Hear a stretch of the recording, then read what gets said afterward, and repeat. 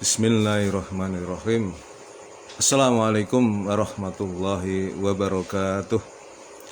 Alhamdulillah. Alhamdulillahirabbil alamin wassalatu wassalamu asrofil anbiya wal mursalin Sayyidina Muhammadin wa ala alihi wa sahbihi ajma'in.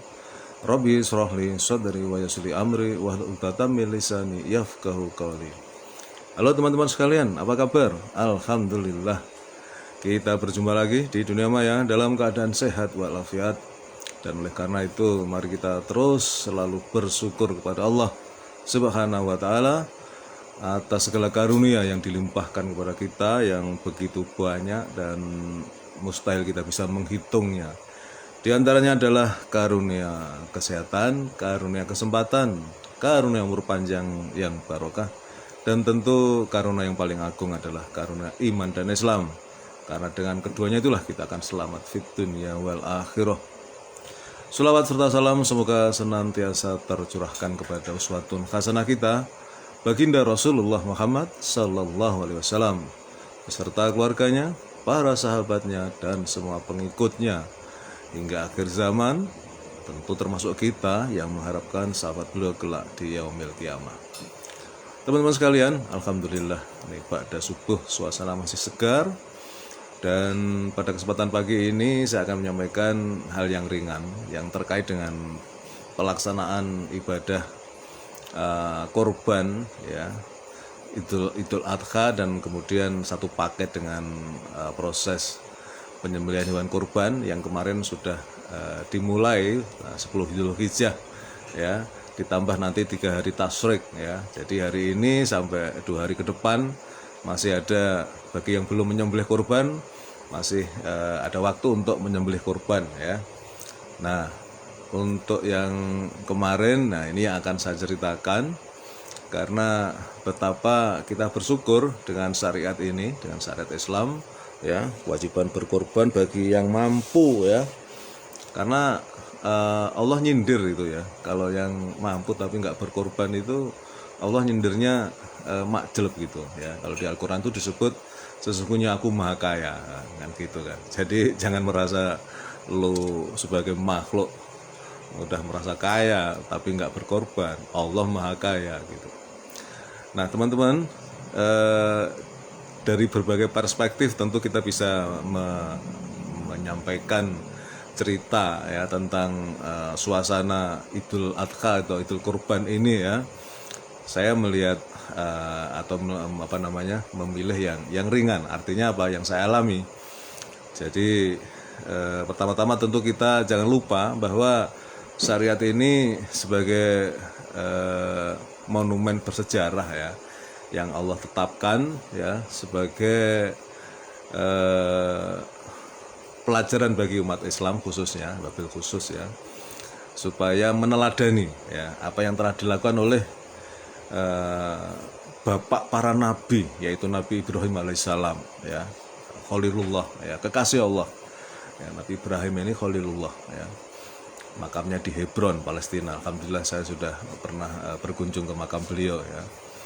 Di situ juga ada makam salah satu istri beliau ya, Siti Sarah, di komplek masjid di Hebron yang sekarang dikuasai oleh Israel itu. Nah teman-teman sekalian, jadi tadi saya katakan ibadah kurban ini untuk meneladani jiwa pengorbanan seorang Ibrahim alaihissalam dan putranya yang tercinta Nabi Ismail alaihissalam ya. Kita bisa membacanya di Al-Quran ya, ini luar biasa kisahnya. Jadi Nabi Ibrahim dengan ketaatan yang tanpa reserve ya, totalitas ya atas perintah Allah ya. Dan kemudian diikuti oleh putrandanya ya, Nabi Ismail ya. Ya Allah, ya ayahku ya, apakah itu perintah Allah ya? Ya, nah itu kan jawabnya kan. Nah, maka kemudian beliau menjawab ya Nabi Ismail, satajiduni insyaallahu inallah sobirin ya. Jadi engkau akan melihatku sebagai orang yang sabar. Nah teman-teman sekalian, jadi ibadah korban ini meneladani apa yang dilakukan oleh baginda Nabi Ibrahim dan Nabi Ismail alaihissalam. Nah pengorbanan mereka, beliau berdua itu. Kemudian pada hari ini kita lihat hasilnya adalah pengorbanan untuk membahagiakan banyak orang. Nah, ini kisahnya yang ringan ini yang saya maksud ya. Jadi kemarin bagi yang sudah melaksanakan kurban ya, bisa melihat bagaimana membagikan daging kurban kepada tetangga, kepada di Al-Quran disebutkan diberikan kepada orang yang meminta dan yang tidak meminta. Yang meminta ya biasanya misalnya ada yang sengaja datang gitu kan, apakah ada pakai kupon atau nggak pakai kupon tapi minta, itu dikasih. Tapi ada juga yang nggak minta ya, misalnya ya, jadi saya ini berada di 3 entitas ya.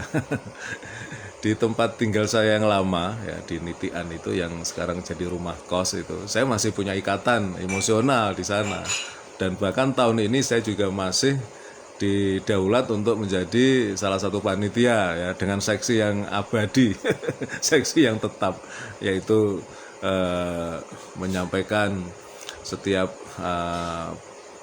proses penyembelihan itu, kambing nomor berapa, sapi nomor berapa, siapa sokibul korbannya, dan kemudian menjelang eksekusi penyembelihan itu ya saya sampaikan itu kembali supaya memang syariatnya demikian.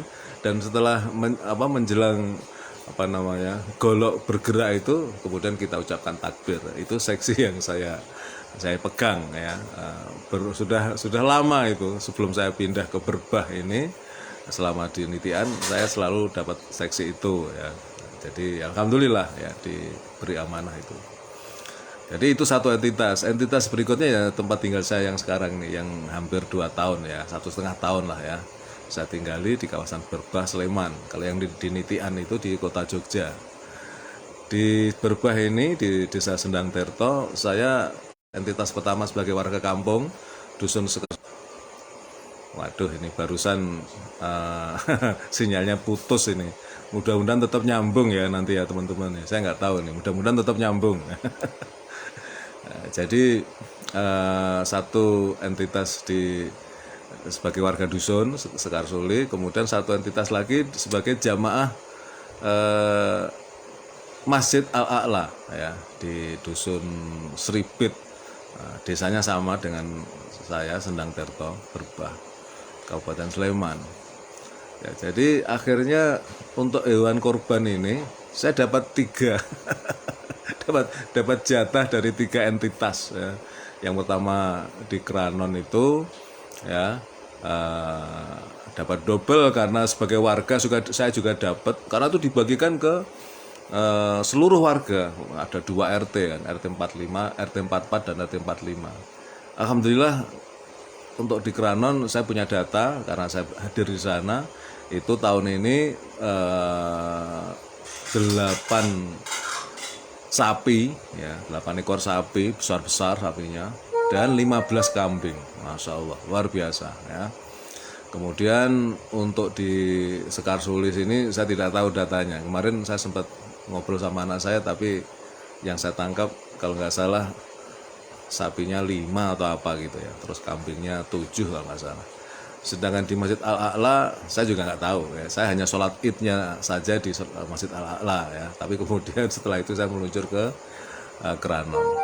Nah ini luar biasa, yang surprise saya dari Masjid Al-A'la baru kali ini saya kemudian sebagai jamaah masjid saya juga dapat jatah daging. Masya Allah.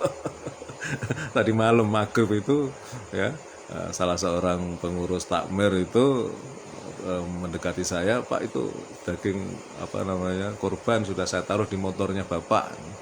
Alhamdulillah. Jadi saya dapat 3. Nah, jadi saya kategori yang istilahnya ya tidak minta tapi dikasih. Nah, jadi untuk Idul Kurban atau hewan kurban ini mirip dengan sodako. Siapa saja boleh.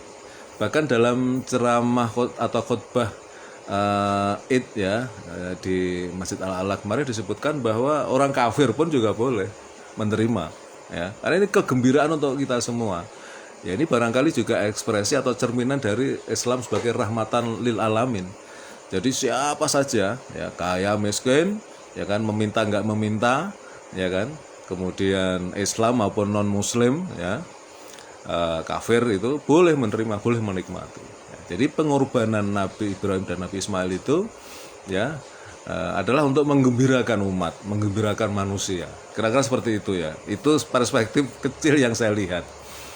Nah, kemudian saya ingin berbicara hal yang lain karena ini lumayan kalau saya sampaikan. Ya, terus terang saya ambil, saya gabungkan antara status teman saya, Profesor Dr. Muhammad Nur Huda, seorang fisikawan, ya, guru besar dalam bidang fisika.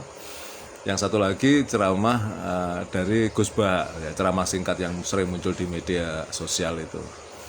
Ya, jadi teman saya Profesor Nur Huda ini sempat di salah satu statusnya memunculkan kaitan dengan bagaimana orang masih berpikir di dalam berkorban ini, misalnya kalau kambing itu untuk 1 orang, kalau sapi untuk 7 orang. Dan karena mendengarkan ceramah dari para ulama, barangkali selama ini umat selalu merasa bahwa nanti kambing yang dijadikan korban itu akan jadi tunggangan, ya, ketika melewati sirotol mustaqim, ya, jembatan di atas neraka itu yang menyeberangi, kalau selamat ya di ujungnya itu pintu surga gitu. Ini Profesor Nur Huda ini karena seorang fisikawan, ya, orang yang berpikir rasional itu, kemudian menjelaskan dengan pendekatan materi gitu kan, ya, fisik, ya kan. Beliau mengatakan misalnya, ya apa bisa kambing itu nanti yang sekecil itu dinaikin oleh sohibul korbannya, ya kan gitu kan. Saya nggak mau merespon, nggak enak. saya hanya baca aja statusnya. Termasuk sapi, ya, sapi itu kalau dinaikin 7 orang, kalau orangnya besar bagaimana? Dan dia juga hewan berkuku, apa bisa dia menyeberangi sirotol mustaqim? Saya nggak tahu beliau itu bercanda atau apa enggak, tapi narasi tulisannya itu serius itu. Tapi di ujungnya sebetulnya baik beliau mengingatkan bahwa mengutip salah satu ayat di Al-Quran, ya, saya lupa surat dan ayatnya, tapi saya ingat kontennya itu bahwa Allah menyebutkan bahwa darah dari hewan kurban yang kalian korbankan itu tidak akan sampai kepadaku. Yang sampai kepadaku adalah ketakwaanmu, ya. Di ujungnya Profesor Nur Huda seperti itu. Jadi maksudnya beliau ingin mengingatkan bagi para sohibul korban itu, jangan berpikir tentang apakah nanti itu di akhirat itu akan naik menunggangi hewan-hewan yang pernah dijadikan korbannya, yang menurut beliau juga akan menyusahkan. Kambing kecil dinaiki orang besar, apakah bisa? Kemudian sapi dinaiki 7 orang, apa bisa? Nah, itu satu sisi yang ada lucunya. Yang lebih lucu lagi adalah tausiahnya Gus Bah. Ya, jadi beliau ditanya tentang hal ini juga gitu. Ya, intinya beliau cerita, ya, Gus, apakah nanti itu kita benar akan nunggangin hewan korban yang kita jadikan korban gitu, ya kan? Nah, yang paling menarik, ya, ketika menceritakan tentang bahwa sekarang udah lama, ya, saya kira bahwa di suatu komunitas, misalnya komunitas guru, komunitas karyawan, komunitas pegawai itu kemudian sama-sama patungan gitu kan, patungan beli hewan korban, ya, contohnya sapi itu misalnya, ya. Jadi beliau mencontohkan ada seorang suami istri, guru semua, yang satu guru di SD atau SMP, sebut saja SMP X gitu, sementara suaminya di SMP Z gitu kan, berbeda jauh tempatnya. Masing-masing ini kemudian patungan dengan komunitasnya di tempat dia bekerja. Nah, istrinya ini di tempatnya ngajar itu kemudian patungan dengan teman-temannya, tentu satu sapi 7 orang, dan di antara 7 orang ini ya campur, ada perempuan, ada laki-laki. Demikian pula suaminya itu di komunitasnya, di tempat dia ngajar, iuran patungan beli sapi, ya, di mana 7 orang ini juga campuran, guru laki-laki, guru perempuan. Nah, nanti kalau di akhirat memang sapinya ini jadi tunggangan, Ya, kan artinya kata beliau ini, saya ngakak saya. sama aja istri atau suami saya digondol orang gitu.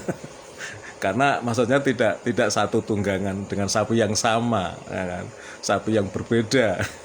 Katanya itu istrinya atau suaminya digondol orang gitu. Ikut rombongan masing-masing ya. Akhirnya beliau di akhir tausiahnya ngomong, ya wis sak omong-omonganmu lah, terserah kowe. Karena pertanyaannya konyol gitu kan. Nah, itu teman-teman yang ingin saya sampaikan. Ya, poinnya adalah bahwa Idul Adha ini adalah hari kegembiraan ya. Di satu sisi juga kita melihat saudara-saudara kita yang melaksanakan ibadah haji, mereka bisa menuntaskan ya wukuf di Arafah ya kan. Kemudian melempar jumroh dan seterusnya, itu bagian dari proses ibadah haji. Mudah-mudahan mereka semua ya dengan ketakwaannya itu menjadi haji yang mabrur, hajah yang mabrurah, kira-kira seperti itu. Kemudian kita yang di tanah air di seluruh dunia ini yang melaksanakan ya, sholat Idul Adha, kemudian dilanjutkan dengan penyembelihan hewan korban, bergembira ya, bisa menikmati pesta daging lah ya. Saya kemarin sudah bikin bakso misalnya. Ini istri saya nanti hari ini menyiapkan bikin rendang, bikin soto, bikin sop. Kira-kira seperti itu teman-teman ya. Jadi seperti Gus bilang, agama ini harus menyenangkan ya. Dan di momen Idul Adha ini kita senang semua ya. Karena syariat ini bahkan tidak hanya kita yang muslim yang ikut menikmati kegembiraan, tapi juga siapapun, termasuk yang non muslim, termasuk yang kafir ya. Kira-kira itu yang bisa saya sampaikan. Mohon maaf atas segala kesalahan. Assalamualaikum warahmatullahi wabarakatuh.